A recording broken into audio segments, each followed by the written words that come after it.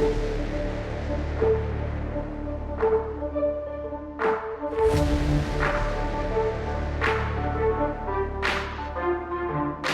only actually have one question about that whole deck list. He's playing 3 Goblins and 2 Curse Brand Vampires.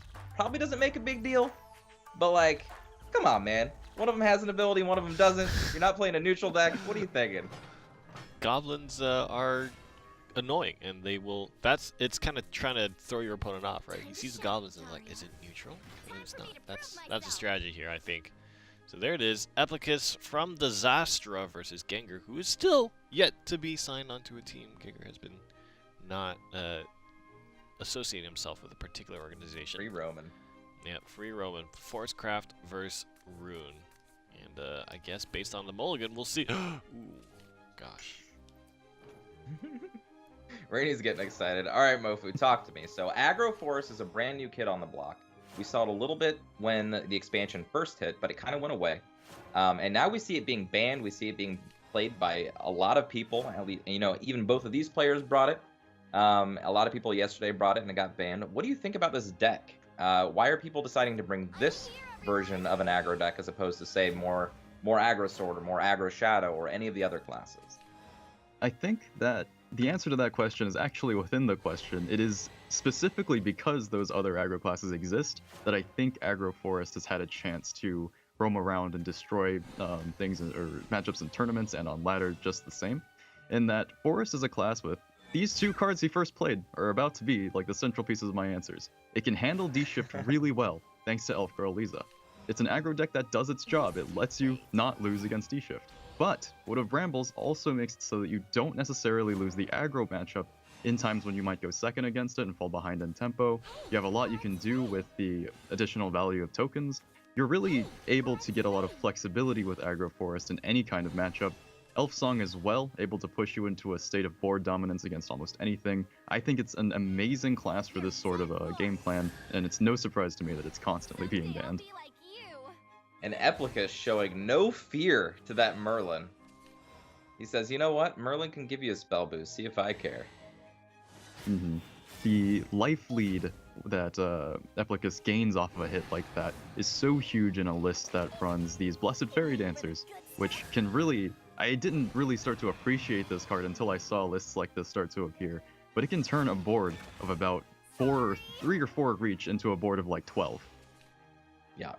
Yeah, and I was expecting a huge crackback here, but of course you don't even need to. Aperia, brand new card from Forest, is basically like a sword card, right? It's Konoichi Master, but it's on 1 card, so it can't evolve both halves. But it can just sit and play, it deals that extra spike damage, and it allows your Roach to just finish the game off. I think Aggro Forest just has a sweet game plan now. It absolutely does.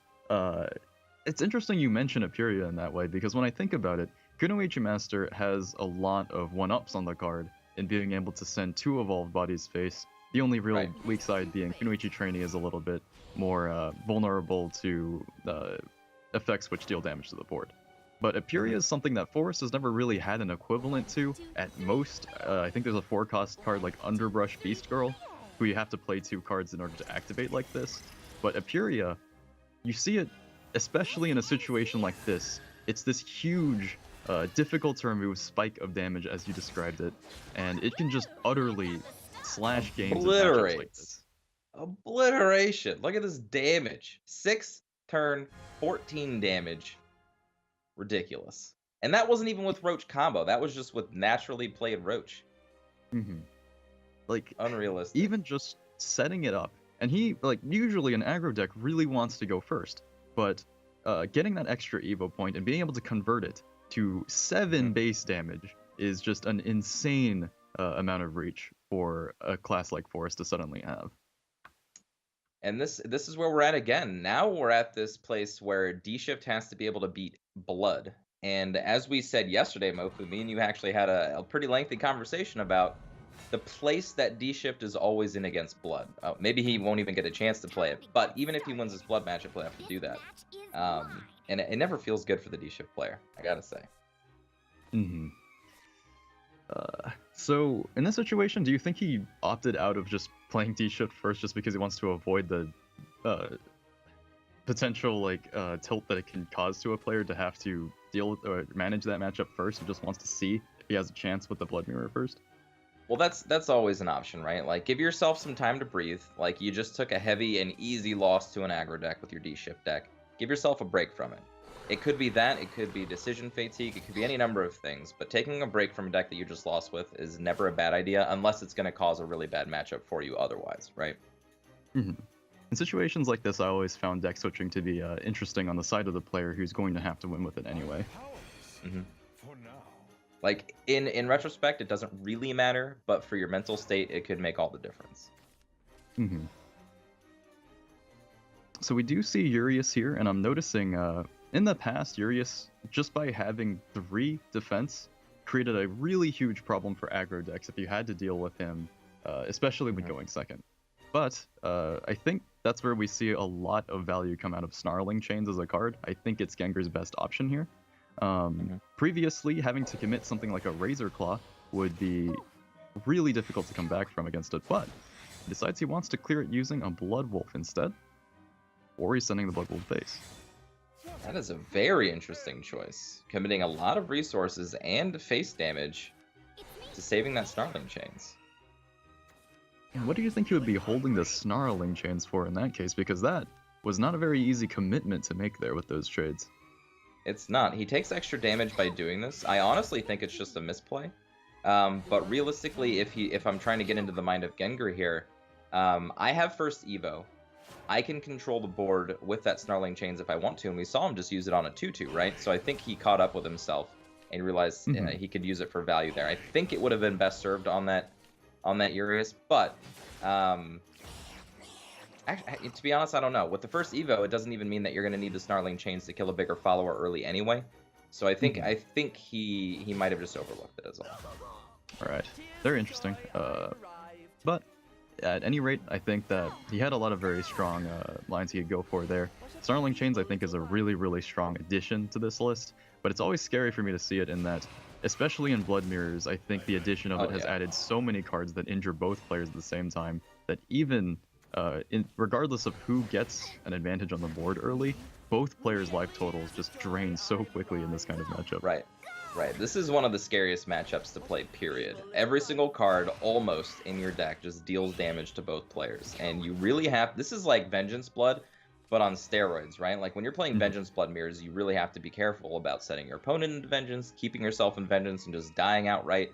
In this matchup, it's just a steady life loss, but you have to learn how to mitigate that, or, just figure out how to mitigate that in a given circumstance, to just not put yourself overboard to your opponent's amount of damage that they can deal to you. So this is a technical matchup, regardless, even if it's just an aggro v aggro matchup. Now, to speak of what goes through players' minds in this matchup, who do you think has the advantage in this kind of situation where Gengur is hitting the turn where he can play Karabos, which is a pretty huge advantage to have, but Eplicas has a really solid domination of the board, with a bit of reach left in his hand with Razor Claw. Yeah, I think board presence is the most important thing in this matchup. If you can control the board, it's kind of like sword v sword in the aggro matchups, in the fact that once the person has control of the board, Evo points get harder to use.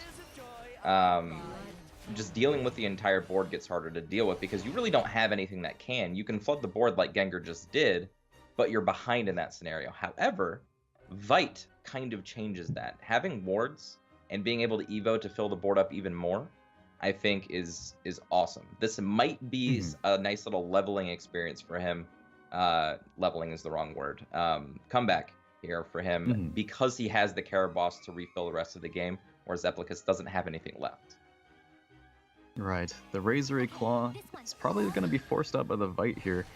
Recently, I've seen Vite rise a lot in popularity. I remembered him being cut from aggro lists for a long time, but I suppose it's in metas and scenarios like this where you have to deal with a lot of mid-range and aggro matchups that he just comes back as this. Any card with ward like Vite can be a really strong tool as we see the amount of how much he locks out Eplicas' options here. But also being able to provide a lot of potential value in all the bats he summons, I think just locks him back in as a really solid card in times like these. That's right. And now Eplicas just not slowing down, though. I mean, even though he doesn't have a lot of options, he has the options that fill his board up, which means that Gengur is either going to have to top deck and have cards that he can win from his hand, which he doesn't yet, or just continue to clear the board and just hope to get his card advantage working before Eplicas can finish out the game. Mm-hmm. I think along those lines, we're seeing like more or less the checkmate situation of the Blood Mirror, where Gengur is able to deny Eplicas all of the damage he had on board before, so no top deck is going to do it for Eplicas, whereas Gengur has lethal set up now. Yeah, especially with the Razor Claw left over in hand. Gengur with the shrugs. I got there. Easy. Mm-hmm. And the The second other star thing link. to be... Yes, and the second Starling chains. The other thing to be aware of is in this type of a matchup, if you have board control and you lock your opponent down to 2 life, even if you have to sacrifice almost every resource for it, can really lock your opponent out of the game because it stops Blood Bowl from being played, it stops Razor Claw from being played, so you can kind of eliminate cards from your opponent's deck. So, like I said, very technical all the way across the board. How much damage can I afford to deal to myself early? How much damage can I deal to myself late? Should I sacrifice all of my presence to get them down to a certain life total? A lot of things go into it. Mm-hmm. It's good on Gengur that he's able to navigate that matchup just fine, but as we said before, I think that was really only the first obstacle he has to overcome. Here's a very traditionally tough matchup for D-Shift. Now knowing, or at least now having a bit more experience playing against this list that he already knew against Eplicas. Did you just see Eplicas lean back in his chair after that draw? Oh, never mind. Getting there. When you're playing an aggro deck and you don't have a curve and you only have 1 draw and you top deck it, that feels so good. I think that's a really common feeling too, considering there's nothing more discouraging than opening the later or top end of an aggro deck. Wow, Eplicas. There's so many 1-cost and 2-cost cards in aggro decks to begin with that the chances of just pulling them off the top is already so high, but it still surprises you every time it happens. Of course, and you saw it in his face every single draw. He's just like, you know what? I'll take it. And in this type of a scenario, I will always take it. Give me the draws, please. Thankfully, the 2-drop also being Baphomet in a situation like this gives him a lot more fuel to run on, and that no matter how Gengur responds to him, he continues to be able to apply more pressure. Right, and these Vites being able to, like, the one thing that we talked about a little bit yesterday, but running the Knights, right, the neutral Angels that pump a follower's attack while also providing a ward, kind of gives you that same type of a feeling Vite does, but it gives you value in a different way. Instead of giving you a bat, you get immediate damage and maybe even consistent damage because the ward will protect that follower. So I actually think it's interesting that we don't see a lot of our players using that technique. It's just Vite so far that we know of.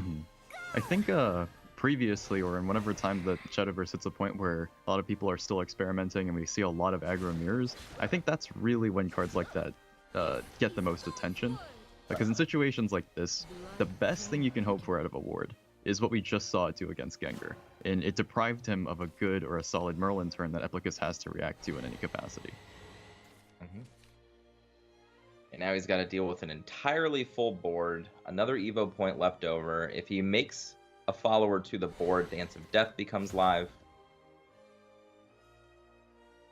And his it's his options only like option. Yeah, right. Exactly. This Chimera is definitely going to have to come out, but there's no way for him to advance the Fiery Embrace much further beyond this Bates hand, which would have to draw into a 0-cost spell somehow if he wanted to get this Fiery Embrace alive. To be fair, he's going quick. Gengur's not playing a slow-paced, D-shift game. This is one of those games where, you could potentially go off on turn 7. Unfortunately, he's on the draw against Aggro Blood. Right. I think the most unfortunate turn for Gengur so far was actually when he had to commit that Merlin into a Vite for lack of better options on how to negate damage from the board. Interesting. Goes for the Blood Wolf over the Dance of Death first. I imagine that the Chimera doesn't really leave enough of a living threat that it would dissuade Eplicas from just trying to get as much damage in as he can. Probably recognizes that he sets up Dance of Death regardless, and goes ahead and commits everything remaining but the Dance of Death. This is scary. I know it's not likely, right? And I'm sure he did the math on it. But you see him crossing his fingers now. He left a D-shift win possible. Essentially just attack, D-shift, win the game.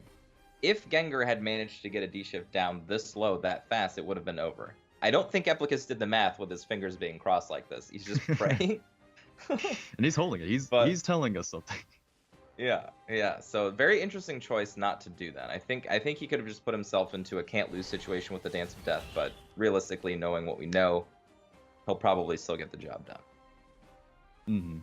I think he recognizes that magic missile, no matter how this game went for Gengur, is a sign that D-shift is not going to happen this turn. So we see him take a bit more of a confident expression that he's done this correctly. Sometimes when you play aggro, you just smork and you forget about everything. I mean, I've fallen into that trap plenty of times. You're just like, wait a minute. Oh, yeah, they have lethal. Whoops. Gosh. And I think I also see... Oh, sorry. No, all I was going to say is I see D-shift fall into this situation very often with how fast of a deck it's become, where it's always just... It manages to develop until the very last turn before it ends up eating it like this. Yep. It's literally every single game. I don't want to keep harping on it, but it's always one turn too slow against aggro blood. And Eplicas taking it like I thought he would with his aggro lineup.